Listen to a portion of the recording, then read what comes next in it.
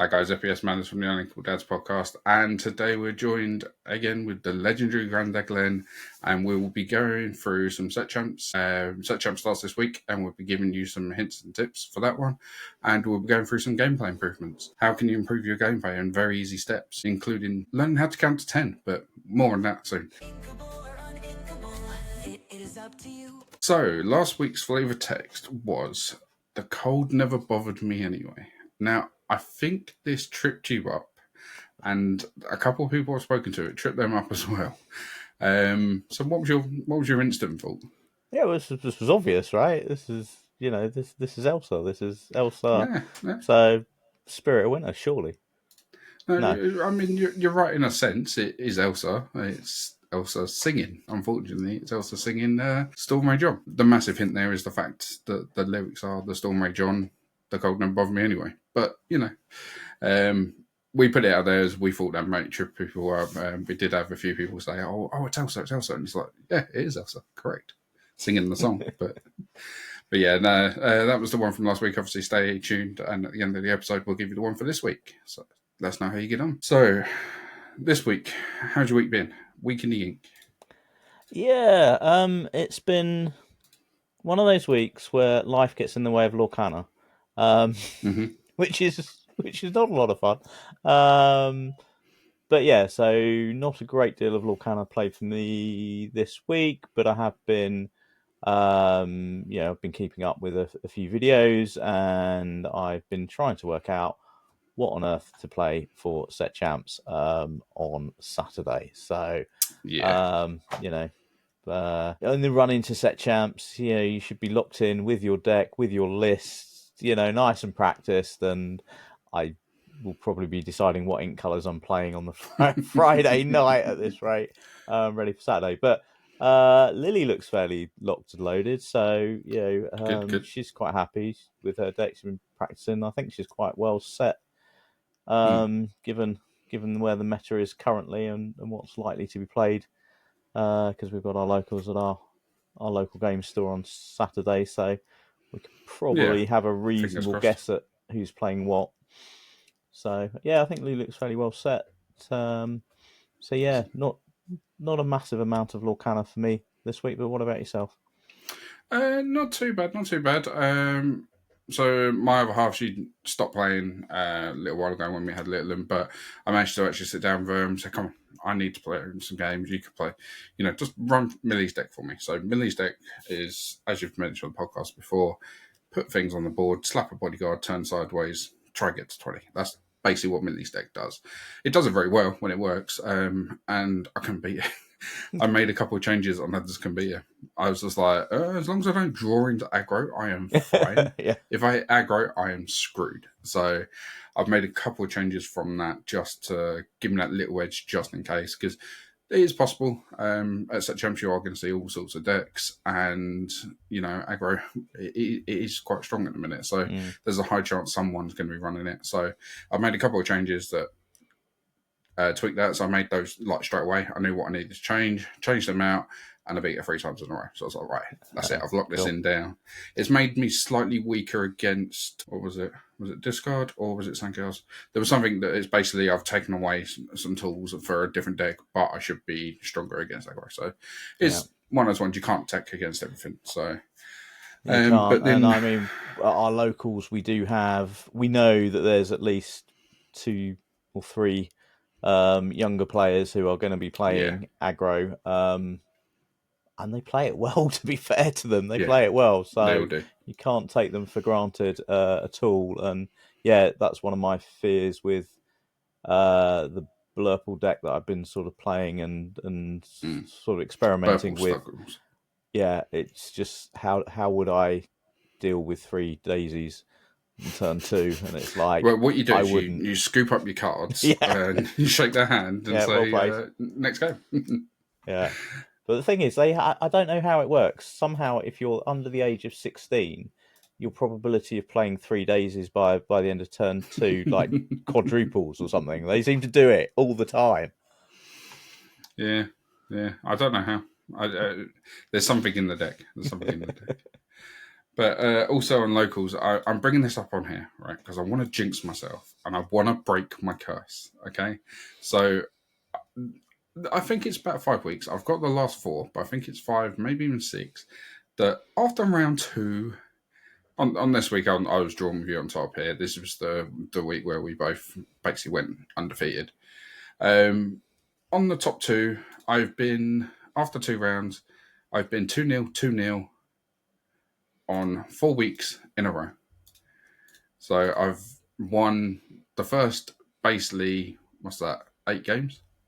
Yep. So it's 2-0, 2-0, 2-0, 2-0, all the way through, and then I get to the last game and screw it up.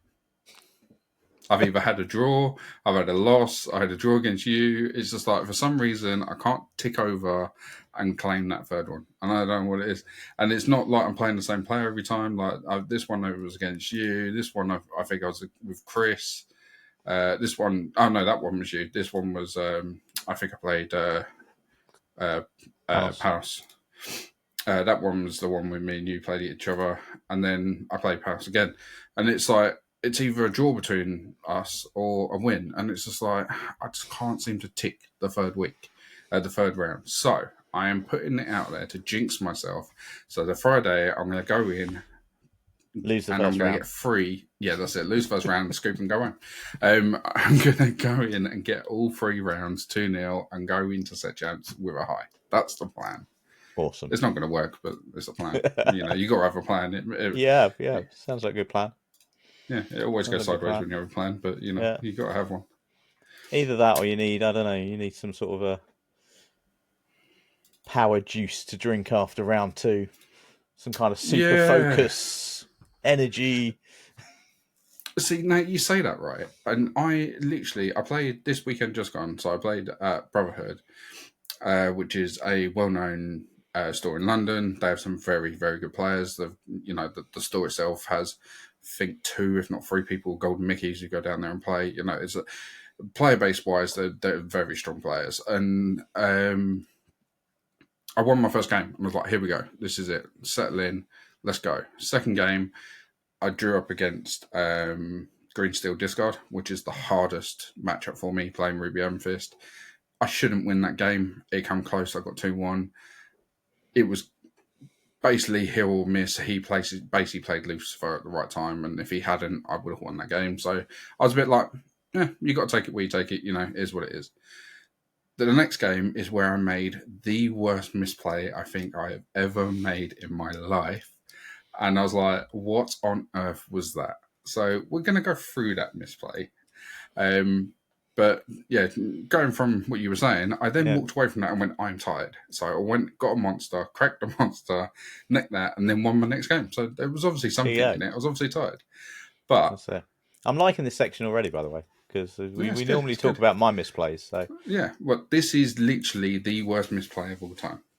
So I'm going to talk you through this. So there's a lot of information on screen, but let me break it down for you. So obviously, my side of the board, opponent's side of the board. My opponent only had maxed out mana in play, and they were on 16 lore. I'd controlled the board quite well.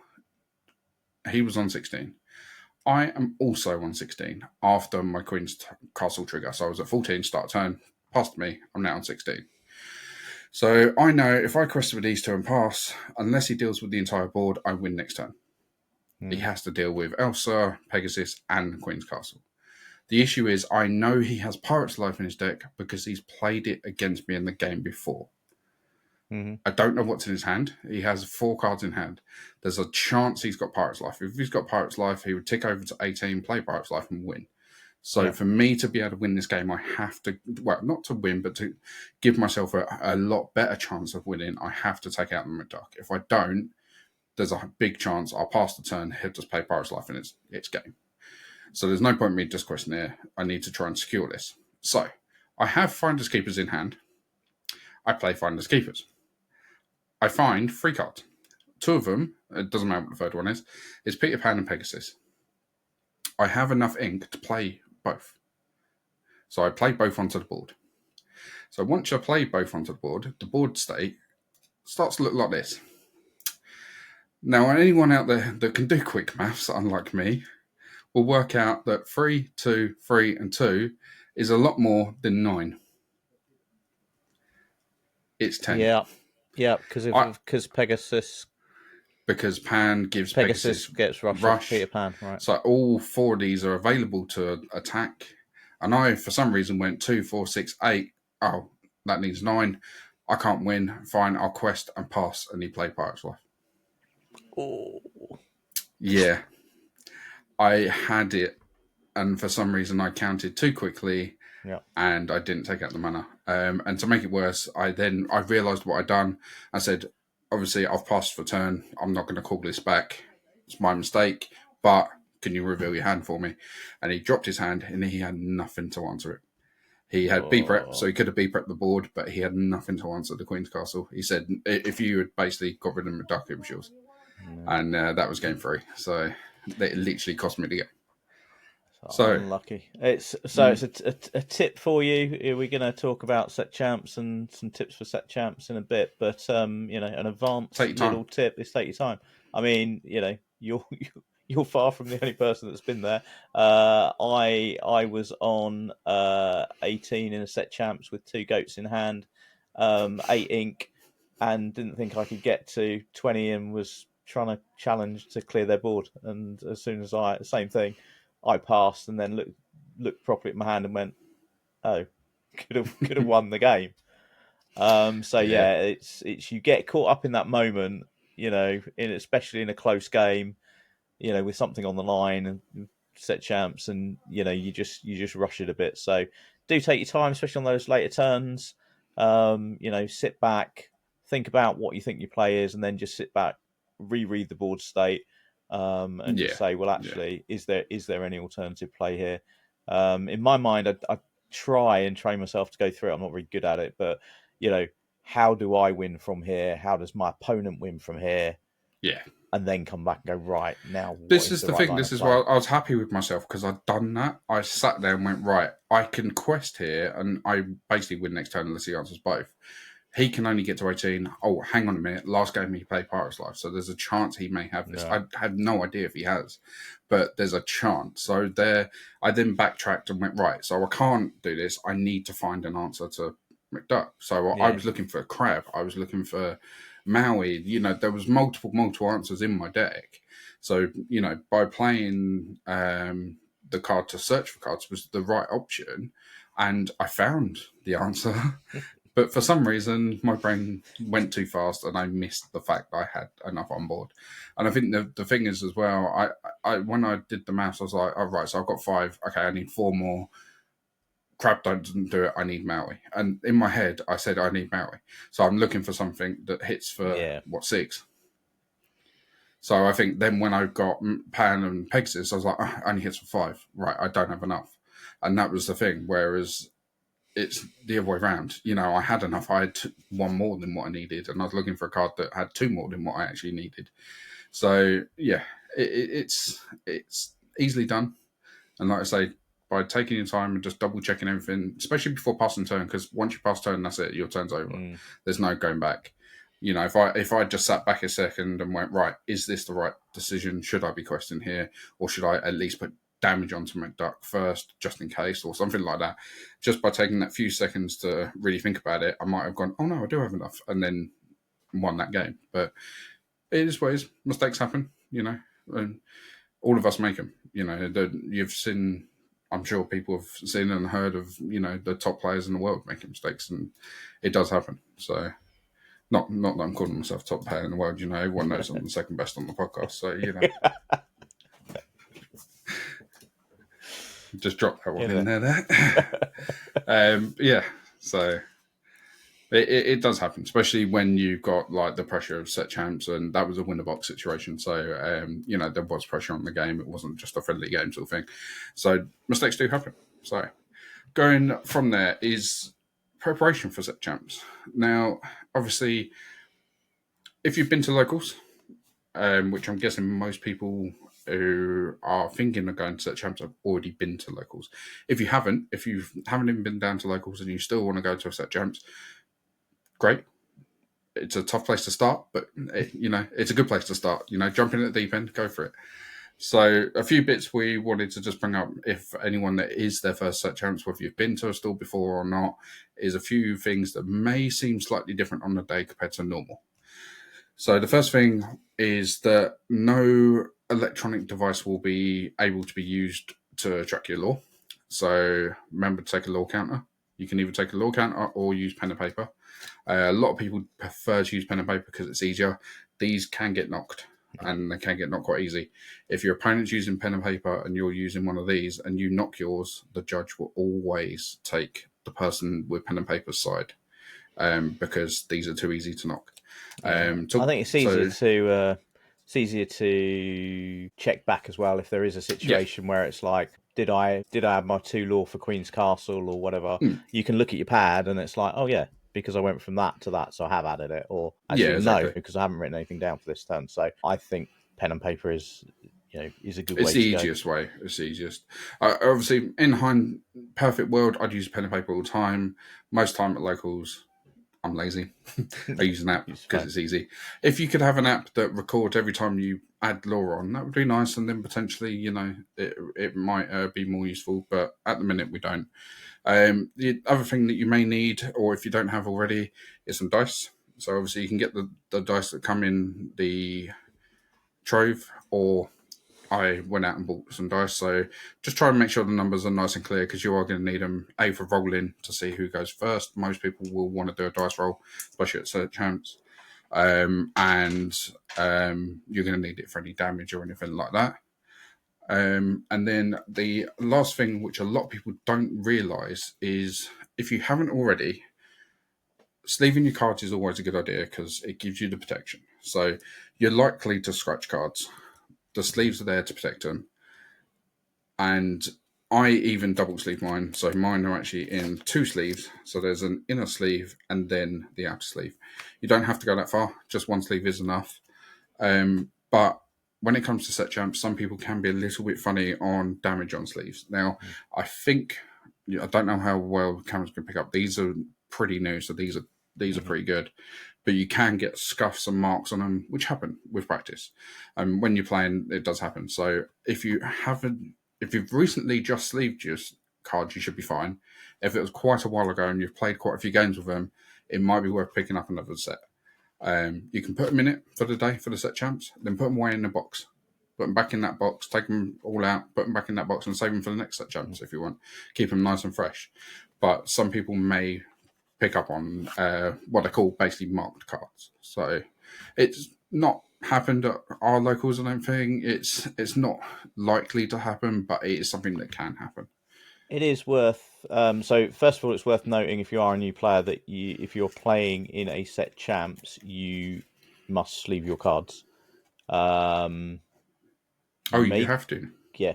Well, you may get away with it, but you shouldn't be playing with unsleeved cards.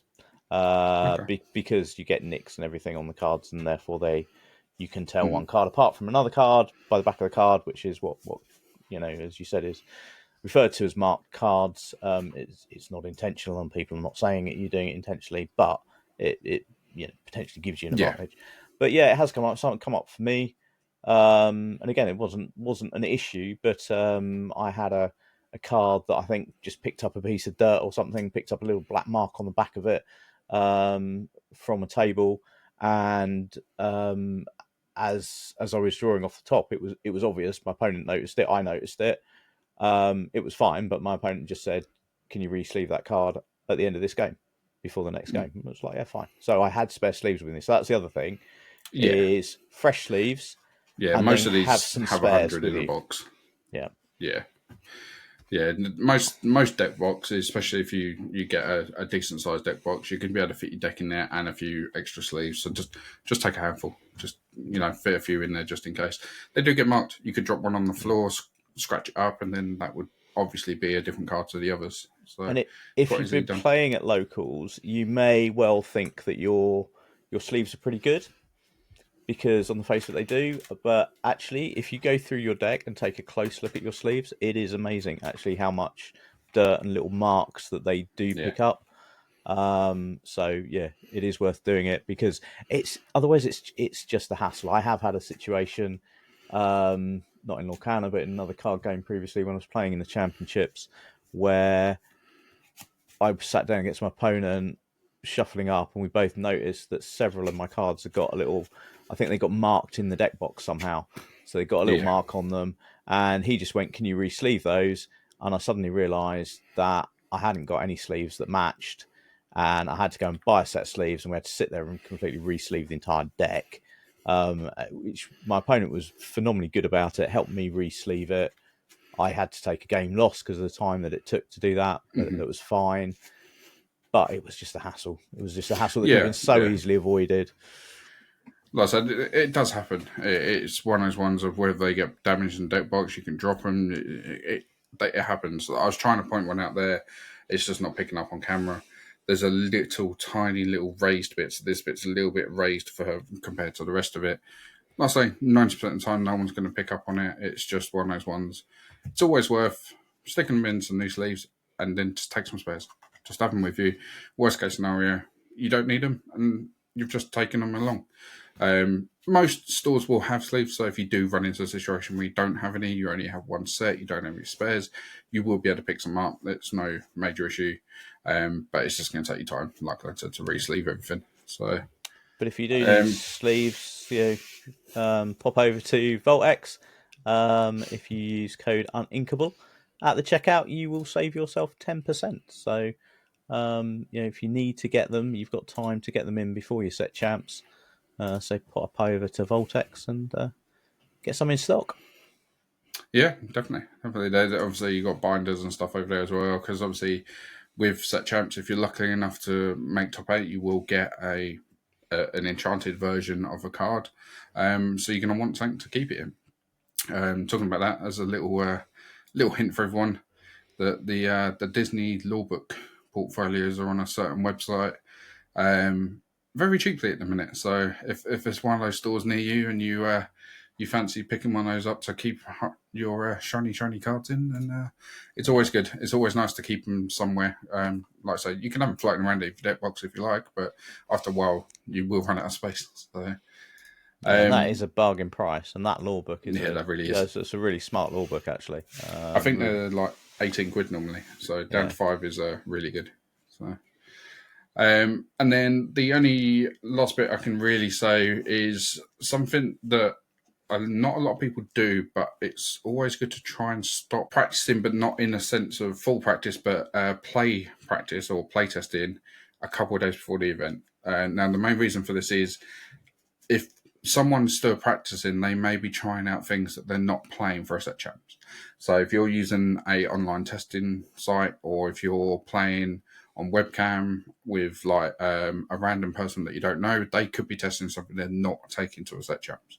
You're testing your deck that you are, and then you could run into a couple of random decks, and that could influence in you to go, my deck's not going to do what I think it's going to do, and change something up.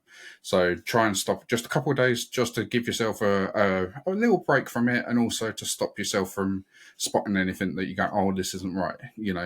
At the end of the day, the deck you're always going to be best with is the deck that you've had the most practice with, 90% of the time. But that doesn't mean stopping practice altogether. So this is a little bit on the fly, so this is going to be a little bit messy. So I apologise now.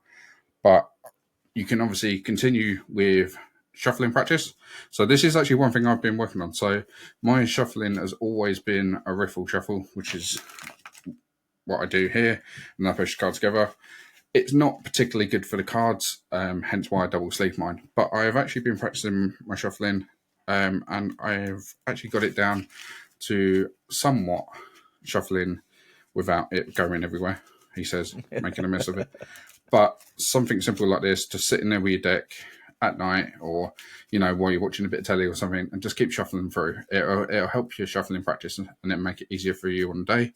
And then one other thing which I like to do is mulligan practice. So this isn't my deck, this is my daughter's deck, but I will deal out some cards and then I'll basically practice my mulligan. Yeah, so what I like to do is what I call like mulligan practice. So I'll draw my 7 cards, I'll lay those out, and then do what you would do in a game circumstance for a mulligan. So I'm going to keep my 1 drop. I like to keep two twos in this situation because I have an inkable and an uninkable. So if I find whatever I mulligan draws into loads of uninkables, I can inks me and play Calhoun or Callahan. If I don't and I want to place me, then I've got the option. From there, I'd probably keep Donald and Pluto. So that's my first 4 turns basically organised. I would then say those two are going back. From there, I would then draw 2 cards. And that is my starting hand. Now, you could just stop there and just keep cycling this through. But that's not really going to help you much because that's only ever going to show you the first 7 cards of your deck. So what I like to do from there is, as if this was a real game, you shuffle up. So you don't have to shuffle massively well. Just give it a quick shuffle because you don't want to spend loads and loads of time shuffling unless, obviously, you haven't been doing any shuffle practice, and then you can do both at the same time. And from there, I would just basically play out the game, and my rule is quest twice, banish. So what I would do is I'll say, right, so I'm going to ink John Silver, play Lilo, and draw. Okay, I'm going to ink as me, play Calhoun, draw. I'm going to ink a Rapunzel, play a Donald, and quest. That would now get banished. And then draw.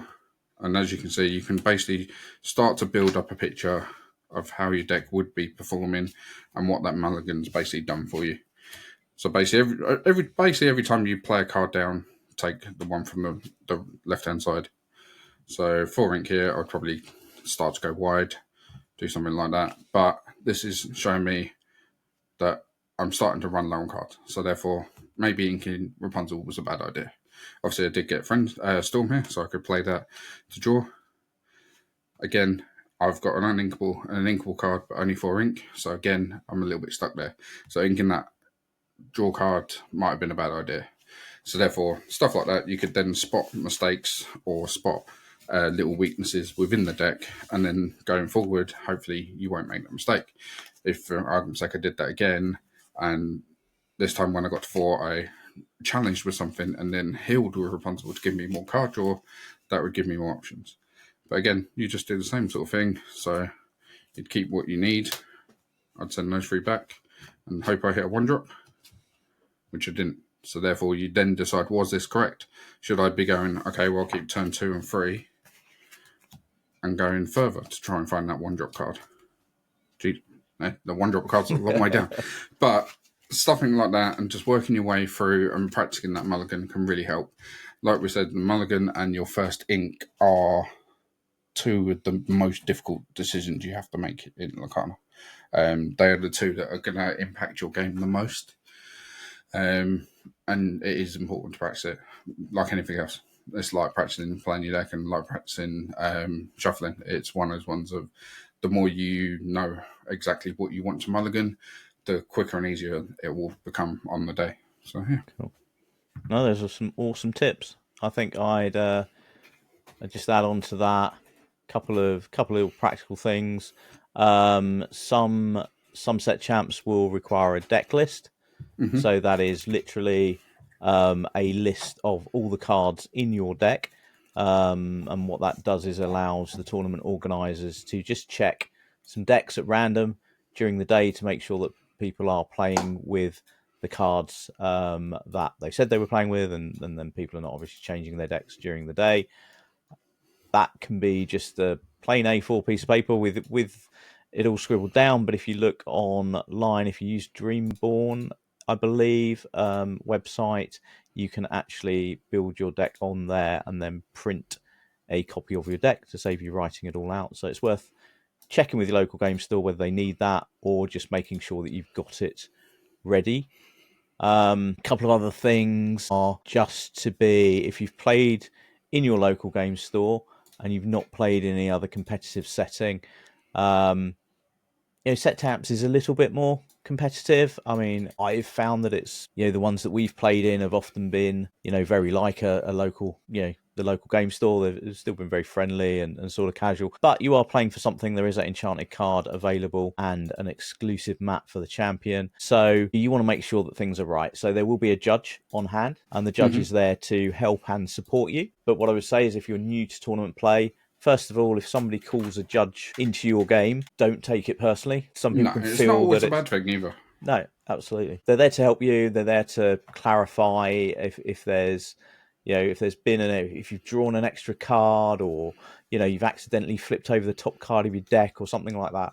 They're just there to clarify how you sort that out and get on with the game. So don't be worried about that, and also don't be concerned about calling a judge yourself. If there's something that you're not sure on, ask the judge to come in. You are in no way saying that your opponent is cheating, or anything like that. If you're calling a judge, you are asking somebody to come in and just clarify a situation and help you to move forward in the game.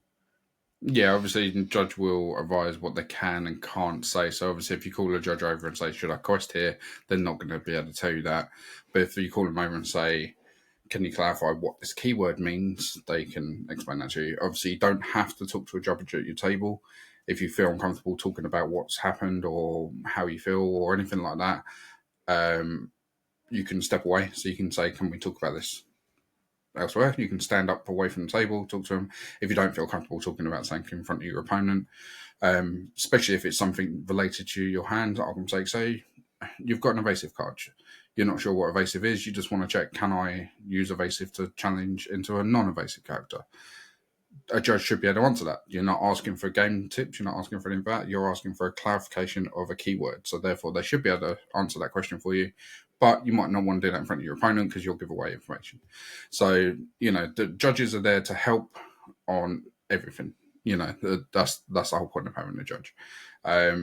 Judges aren't normally at locals. You'll have a few players that are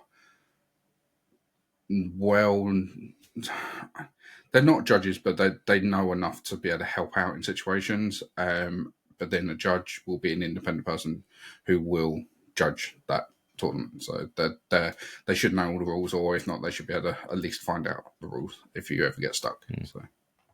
Cool. But as Glenn said, having a judge called isn't always a bad thing. You might find that your judge actually called the opponent on him themselves. It has happened. If you, argument's sake, play a whole new world and you draw 8 cards instead of 7, the first thing you should do is put your hand up, call a judge. Tell the judge, say, look, I've accidentally drawn an extra card, and they will sort that issue out. Obviously, I think there was an issue with Zan that something very similar happened, and that person didn't call a judge. So, but yeah, it's they're there to help. At the end of the day, they're there to help everyone that's there. So, but if you don't feel comfortable in any way or whatever reason, then call a judge. That's what they're there for. Yep. And I think the final tip I would give is set champs are a long day, right? If you've played locals, you've probably played 3 rounds of Swiss, and that's it. So it does depend on the number of people for set champs, but if you've got more than 16 people, you are likely to be playing 5 rounds of Swiss, and then the top 8 go on to play single game elimination, so top 8, top 4, top 2. So that's a long day. You can check with your local game store, but because game stores have got to fit everything into the day, there is often no break.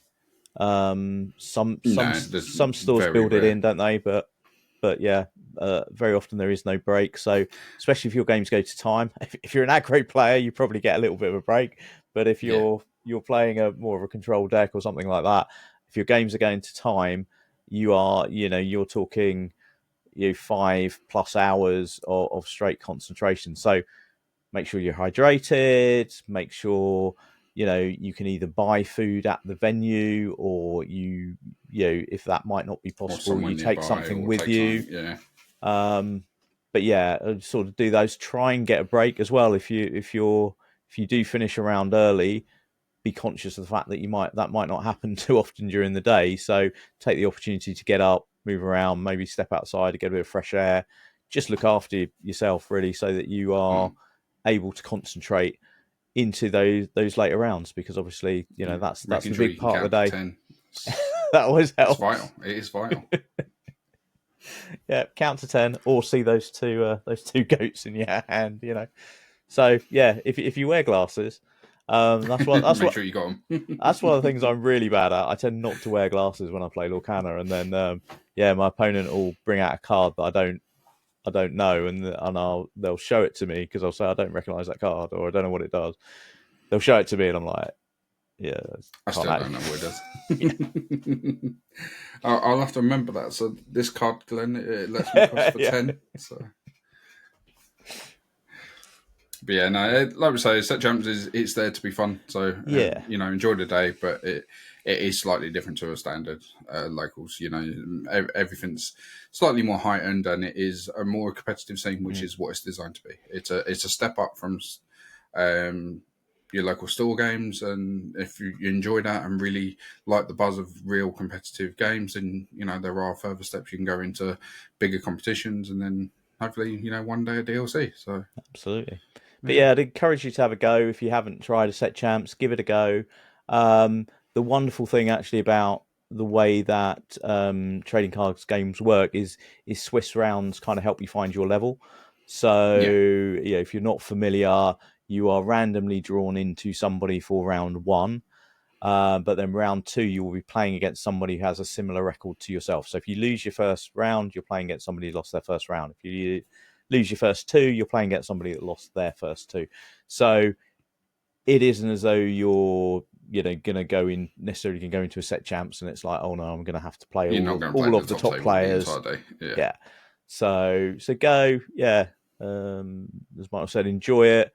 Take it as an experience, enjoy the experience, but get to meet some new people, and get to test yourself out, learn from it as well. So actually, as another tip, if you do go to set champs, if you're playing against somebody who maybe is a better player, at the end of the game, ask them if they spotted anything that you could have done better. They can't always answer because they don't know what was in your hand, but they might be able to give you some general tips or say, well, I was surprised that you did that made it a bit easier for me because if you hadn't have exerted that card or whatever, then actually it would have made me think a bit more about the lines I was going to take. So yeah, get those tips to help you improve your gameplay. Obviously, people are more likely to do that if they've won the game. So maybe don't win the game and then say, what could I have done better? Because they might be like, well, you beat me. What are you on about? So yeah. And the final tip is obviously make sure that everyone you speak to at the set champs, you tell to go and watch the Uninkable Dads podcast. Yeah, most importantly, that's what you need as like your sweet karma point. That'll help you bring in some good luck. The uninkable good luck. That's what you need. Absolutely. But onto that subject, we've got to do it. We do it every single episode. If you haven't done already, please hit that subscribe button and drop us a like on the video. It is very silly, but it is highly important for YouTube, and it really does help us out. So yeah, go ahead, just smash that little subscribe for us, and it really will help us out. Like I said, I think 96% of people who watch our videos unsubscribe. We try and post them weekly. So, ring that little bell and you'll get a notification when we do post them. So keep you up to date on the latest news. So, but yeah, talking about latest news. We've got LoreCast next week. We have. Exciting. You excited for LoreCast? I'm very excited. We call it LoreCast. I think they've called it an announcement, but we call it LoreCast because that's what they called like the first. Yeah, they have changed the name. What do we know? What the new name of it is? Is it just an announcement? Oh well, okay, that's inventive. So I like LoreCast. Yeah, I like LoreCast. LoreCast was cool. Do we know how they're doing it? Do we know anything about how they're doing it? Like because they've had like community, content creators and stuff on there previously, and then they stepped away from that, didn't they? So. Yeah, one of them was really good. They had like I can't remember their names now, and this is really bad. I follow them on like Instagram, on TikTok, and everything, but I can't remember picture. I can picture them. I just can't remember their names. Erin and I'm not going to try because I'll mess it up. But they were on there. We'll link it. We'll link it. They'll be in the description. But they were on there. They did like a proper like live back to forward. They opened a few packs. They did like loads of different things. And then we had what felt like a Zoom meeting. So it's like, I don't know where this one's going to go. At the end of the day, as long as we get the information, that's all that really matters. Yeah, like, and they're always trying different things, right? A spreadsheet with all the information. Take it, Yeah. Especially if it's world news. I'm sure the world players will take any information they can get. But hopefully we'll get some. What are we looking for from this? What we're looking for. So yeah, world's news. Absolutely, we'd love some of that. Bit of news on the new Everyone's website. been speculating, but I'm hoping worlds is this year, because I think it's I just think because so. I think if it's not this year, then do we not get any DLCs? That's the thing for Yeah, me. I feel like they have How to, that's going to really, work. don't they? So yeah, some news on that would be great. I mean, love to know when the DLCs are coming up, so we can start planning for those and getting excited for those. Yeah, you said the Yeah. website. Yeah, obviously we've got the new crossover website that's come in. I checked earlier today; that's still in maintenance, so we can't show you anything new, unfortunately. But when that does, we will feature it in the episode and talk through it. Hopefully, some news on online practicing client based. I think it's unlikely, but you never know. You never know. Might be tied into the. They haven't made any mention of it, but whether it's tied into the whole website thing. Possible. It seems weird for them to be going down this website route and really putting everything together for them not to have an online playtesting thing. I don't know whether you'll get an online thing where you can play in big tournaments online, but a testing environment for an official testing environment would be really nice. So, but we'll see. I think it's one of those ones now that the people back in the old Lorcana days on the old website, I've kind of forgotten what it felt like now. We've moved past it all now. We're like, back in the old days. Yeah. People join now. I'm like, can I play this online? I'm like, no, unfortunately not. No. They used to be, but we don't talk about them. I mean, what else? Well, I've been talking about rotation previously. There's been a lot of talk about rotation. People who are more astute than me, Baker, Lorcana Villa, and there's another channel you can go and check out. But Baker spotted the fact that all of the starter decks from set 2 onwards have cards from previous sets. So set 2 starter decks had some set 1 cards in. Set 3 starter decks has set 2 and set 1 cards in. Set 5 starter deck has nothing in before set 5. So that's interesting. So, the theory then goes that the first 4 that's going to be the rotation. The first 4 sets drop out. When that happens... Because if you buy a set 5 starter deck, you don't want cards that you can't play. Exactly. So that's possible. I thought if they were going to do rotation, I thought they might do 2. They might drop 2 sets at a time. So you'll release, argument's sake, Jafar, which we know is the next one, and then Fabled, which we know is the one after. When Fabled comes out, drop 1 and 2. Then you release 2, then drop 2, and do it that way. But I can see, due to the fact that every 3 months? Yeah, every 3 months. So you get 4 a year. So is it going to be a yearly thing? Yearly. Well, so other trading card games are yearly. Yeah. Rotation. World's End. Rotation. Yeah. Which then means that we need Worlds this year, right? If they're going to do a rotation, you need Worlds this year. Absolutely. You need Worlds, finish it. Right, that's the end of the first year of competitive Lorcana. The rotation comes in. First 4 sets out. Go build a deck without bounce, rabbit, go, have fun. No more B prep. Yeah. They can reprint. No more B prep. They can reprint. No. So when's Fable released? Because that's my theory. My theory is that after Jafar.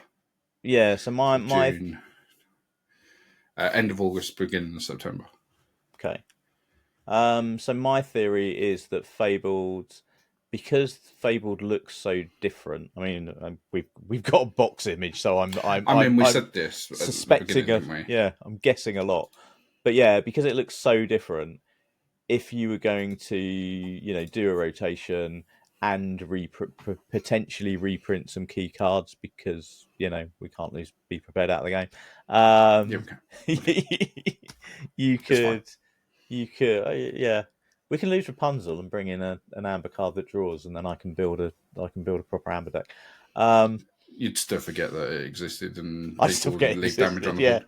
That'd be even worse actually. I've got 2 cards to try and remember. Or they could bring out properly invisible Grand Mortalis.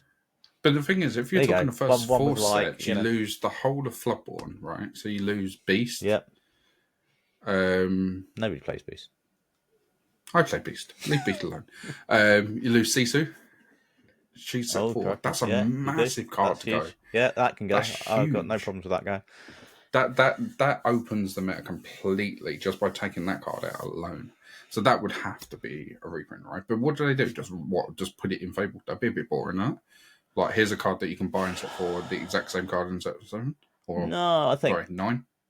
you can reprint, or you can come up with an alternate art version of it. Reprint the same card, but in a different I art. suppose. That would be my thinking, given that the artwork on that we've seen for But then Fable that's unfair to looks people very who different. bought previous, right? Unless you say that card, because we've got names of cards, right? So a card has a name and a subtitle that identifies the card. So if you said that name and subtitle, so any you could have version of Sisu, it Imperial, is Warrior, yeah, all shiny, do whatever. Like you can play Rapunzel. You can use the old ones. Yeah, like you can play Rapunzel Gifted with Healing, but you can play Rapunzel Gifted with Healing, the promo card, right, from the set champs. Or the challenge. Yeah, the challenge. Sorry, set champs. I wish. Yeah. But yeah, okay. Maybe do that. Could do. They can do that, or you can just reprint the same mechanic on a different card, right? That's probably easiest, right? Because it's. But the issue with that is people then instantly know what the powerful cards are. So good luck getting hold of them. you know, you kind of be prepared into whatever. It needs to be a song Baker can sing. So and it needs to have a 5 cost on it, and then just reprint 9. It needs to go up. Inflation.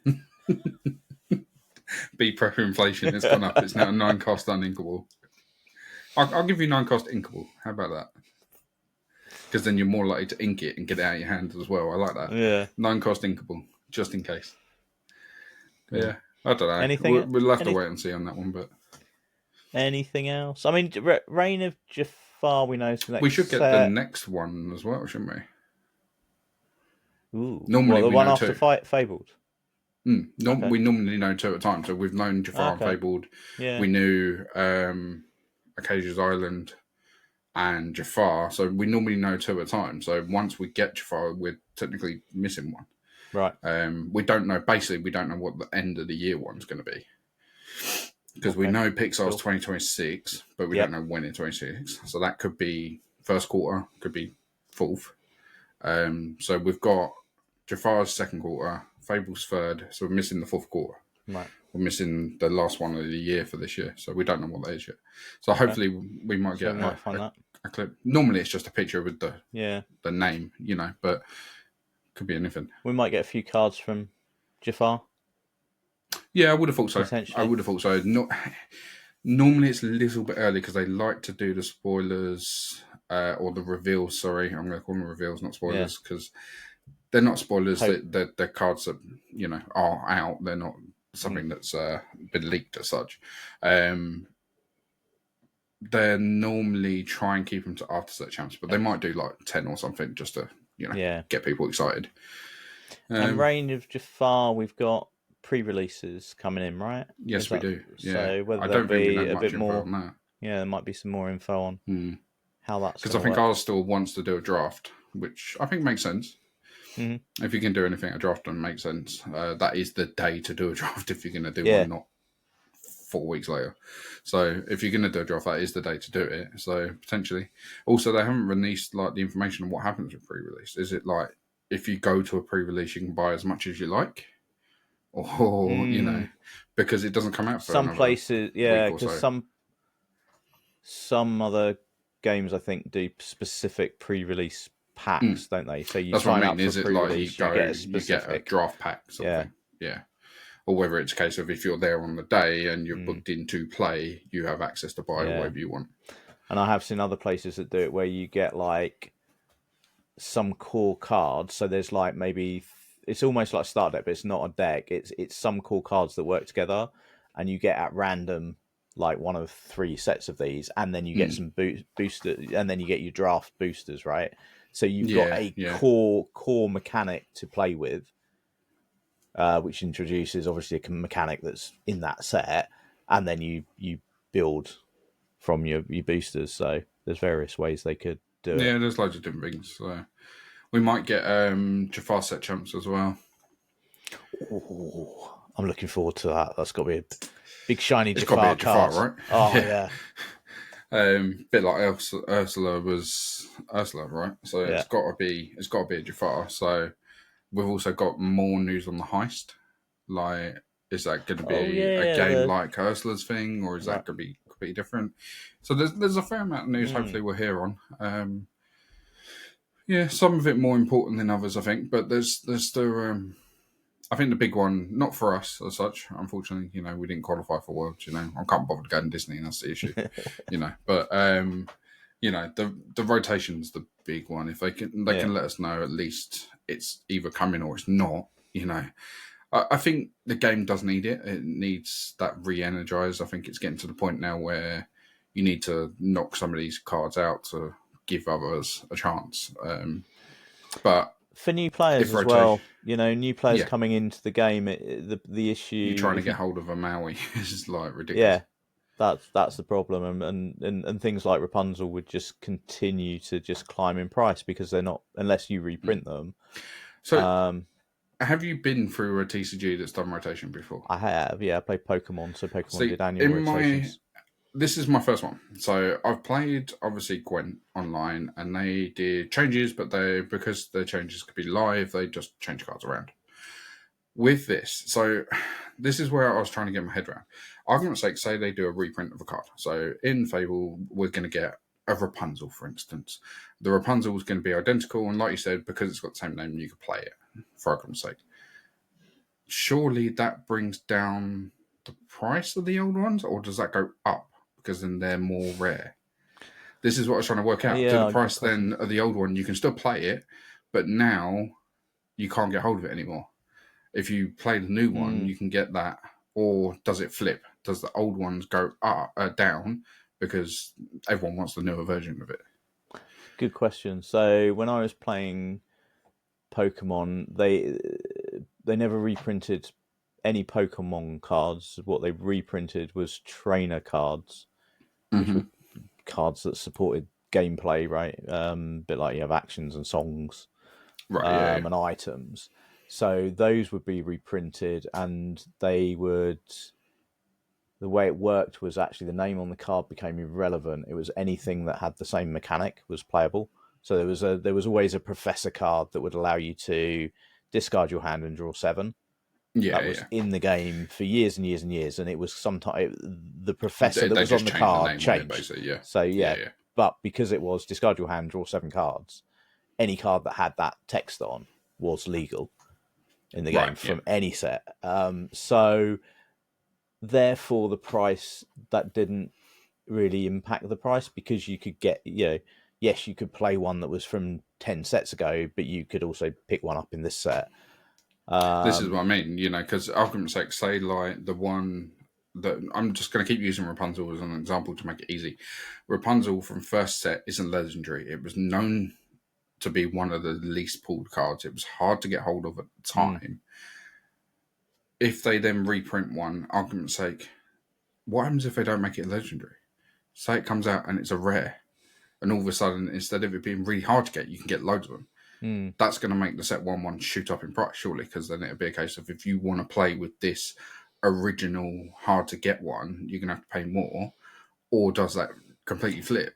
Yeah, is that balanced out by the likes of me who would say, I don't care what I'm playing. I don't care. It does the same job. All I want is a card that does the same job. Yeah. So if I can get one that's and then, but then that would raise the price of the other one. Yeah, but does that mean that other people that have got like a play set of 4 go, well, actually, I'll sell these 4 because that's money to put into other cards, and does that maybe it? I don't know. There's a bit of a balance.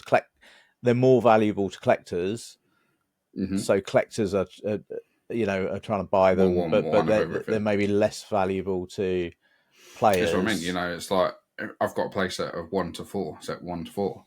Is that going to be worth holding on to, or is it one of those ones of I could potentially wait if it's reprinted, sell those reprinted cards and just switch them out? If you know the answer. If you know the answer, you've been around other comments. Don't put it in the comments. I want to know. Email. But yeah, it's going to be interesting to see. Hopefully, we'll get some news on that. We don't know. At least let us know if it's coming. You know, if it's a thing that's coming, at least confirm that so we can all say, right, it's going to happen at some point.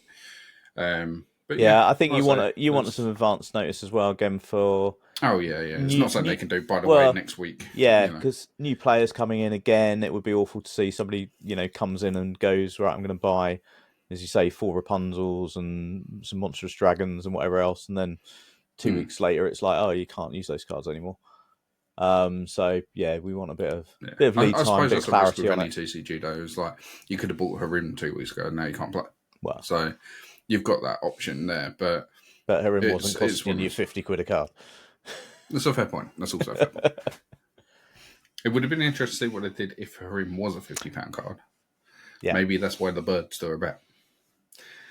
You know, maybe people need to sell their Diablos for £2.50, and then all of a sudden it's going to get banned. But well, saying that, it might get rotated out anyway. And again, if you're going to do that, email. If you want to sell your Diablos for £2.50.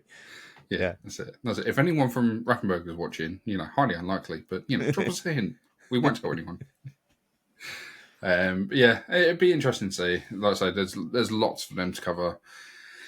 We might hear a bit of everything, we might hear nothing, but we're not going to know until Tuesday. So I think for anyone that does want to know, that is on Tuesday. Let me check the date. I don't want to say a date and get the date wrong.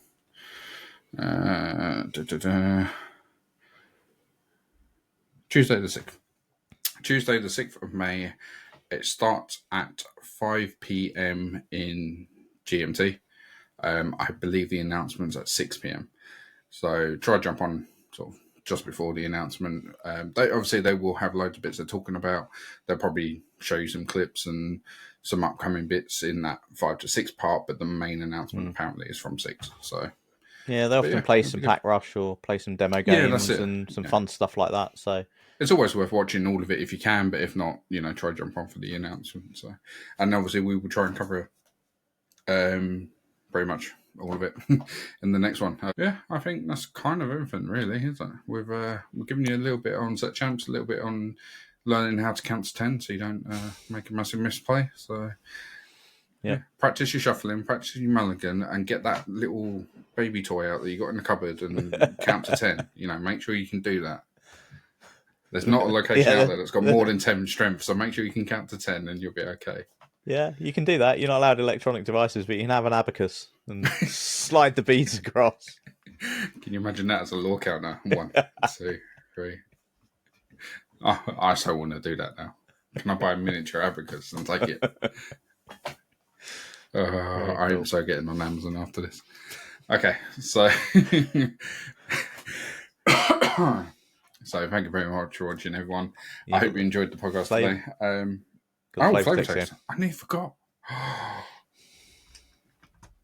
Okay, so we didn't forget about this at all. So the flavor text for this week is a card that has been featured on today's episode, and it is a pen type. So it's not from the film and it's not a song. But it is a card that we've spoken about tonight. And the flavor text for this week is 3 wishes coming right up. So, can you work out what that one is? If you do, drop us a comment below, let us know, and we will give you a shout in the next episode. So, I think that's it. Anything you want to bring up? Yes, we know Ruby Amethyst is back, and they're the best. Blah, blah, blah, blah. Yeah, but I haven't played it for a while, so we'll have to see how it is. Yeah, but we'll see how Set Champs goes, and Ruby Amethyst might be dead again. No, just good luck to everyone. If you are competing at Set Champs, enjoy it. We hope that you do well, and drop us a comment. Let us know how you got on. If you managed to win one of those enchanted promos or even a mat, drop us a comment. Let us know. I'm sure we'll be going through our decks. So if you do and you want us to give you a deck a shout out, if you manage to do well with a puppies deck, definitely give us a shout out. There's got to be a prize in it somewhere if you do well with a puppies deck. So thank you very much for joining us, everyone, and it's time to roll up that flame out. Pack away those dice, and remember, stay uninkable. See you next time.